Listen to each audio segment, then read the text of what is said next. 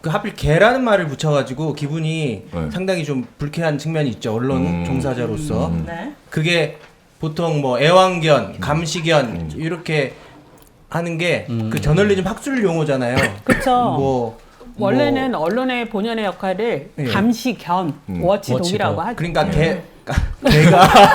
걔가 멍멍 짖고 하니까 그 정권 권력의 잘못을 보고서는 시민들에게 마음껏 짖어주어라 그렇게 해가지고 감시견이라는 거를 붙인 건데 근데 이제 또 반대 랩독 그래가지고 무릎팍에 올려놓고 이렇게 가지고 노는 애완견 역할을 하면 안 된다 그래서 애완견이라고 하는데 여튼간에 개라고 해서 여튼 뭐 기분이 나쁜 건 맞죠. 한데 검찰 말만 받았으면 그건 애완견 맞다고 봐요. 근데 감시견이라고 할 땐 전혀 기분 나빠하지 않거든요. 왜냐하면 그러게요. 감시견도 개인데. 근데 개 말고 뭐 호랑이 아니, 그러니까 개 자체에 부정은 없어요. 다만 그 역할에 대한 부분인 것 같아요. 애완견 이러면 정말 정권에 딸랑딸랑하는 그런 언론이구나 네. 이런 것 때문에 그런 것 같은데 저는 사실 그 언론이 제 역할 못하면 애완견 같다라는 얘기는 수도 없이 해왔거든요.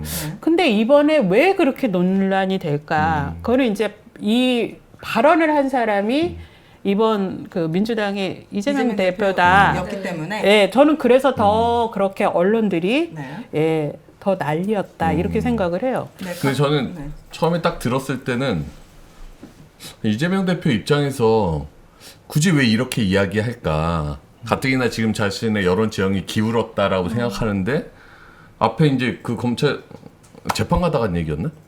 재판 결과에 대한 얘기. 여기 있는 여러분들 이게 거의 이제 법조계. 모든 기자를 다 지칭을 해서 애완견이라고 이야기를 한 거거든요. 네. 그럼 결국 이재명 대표한테 이 기사가 곱게 나갈까? 약간 그런 생각이 들더라고요. 그래서 그 이재명 대표는 뭘 노리고 이렇게 이야기를 했을까? 그러니까 아마 거기서 좀, 그러니까 뭐 일부 언론이라든지 검찰 얘기를 받아쓰는 뭐 언론이라든지 이렇게 좀 특정해줬으면 좋았을 것 같은데 여러분들이라고 칭하면서 검찰을 다 여러분들이 모든 언론들이 다 검찰을 그대로 받아 쓴다. 이건 애완견 이런 뭐가 다르냐? 그러면서 여러분들을 왜 보호해 줘야 되냐? 막 이렇게 좀 확대가 되니까 그걸 보면서 약간 아쉽다는 생각은 들었어요. 근데 이게 이제 이후 논란이 이것에 대해서 이제 비판적인 입장을 내는 게 옳냐 그러냐 어떤 언론 진영 내부에서도 약간 논란이 되고 있거든요. 그래서 근데 저는 사실 개인적으로는 서로 비판의 좀 자유나 이런 건 좀 넓혀주는 건 필요할 것 같아요. 그러니까 정치인들도 언론을 비판할 수 있고 언론도 정치인들에 대해서 비판할 수 있고 정치인 우리도 오늘 제목도 뭐 윤석열의 애완견이라고 정치인 비판하듯이 정치인들도 언론에 대해서 비판할 수 있으면 좋겠다라는 생각을 하는데 이제 우리가 뭐 언론 노조랑 뭐 이렇게 성명도 내고 했잖아요.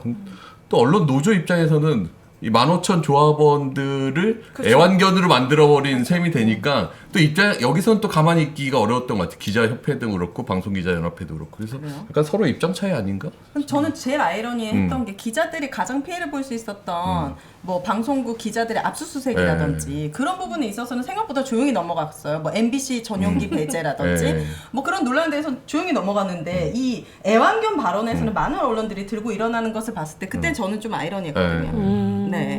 저는 처음에 딱 들었을 때 애완견이라는 단어에서 딱 바로 다시 또 그 소환이 됐던 게 우리가 계속 들었던 기레기라는 단어 그게 딱 떠올랐어요. 떠오르죠. 그냥 그게 맞아요. 2014년 세월호 참사 때 그때부터 이제 기레기라는 얘기가 본격적으로 이제 나왔는데 그때 많은 분들이 기레기라는 얘기가 나올 정도로 언론에 대한 신뢰가 그 바닥인 상황에서 그렇게 언론을 비판하면서도 또 그렇지 않은 언론이 있다라는 것에 대해서도 또 얘기를 하셨지 않습니까? 네, 그래서 그렇죠. 이번에도 마찬가지인 것 같아요. 그래서 물론 세월호 참사 때도 기레기라는 얘기를 들으면서도 유병헌 회장과 관련한 수사 상황 속보 같은 거 그런 거 관련해서는 검찰의 발표를 계속 받아쓰기만 했었잖아요. 그래서 그 첫째 아들이 뭐 오피스텔에 숨어 있으면서 그렇죠. 네. 뭐 어제 저녁에 닭을 먹었다더라. 뭐 이런 아주 그 정보로서의 가치도 무의미한 것까지 받아쓰기 하면서 방송했던 것들이 여전히 좀 벗어나지 못하는 한 단면이었다. 저는 좀 그런 생각도 들고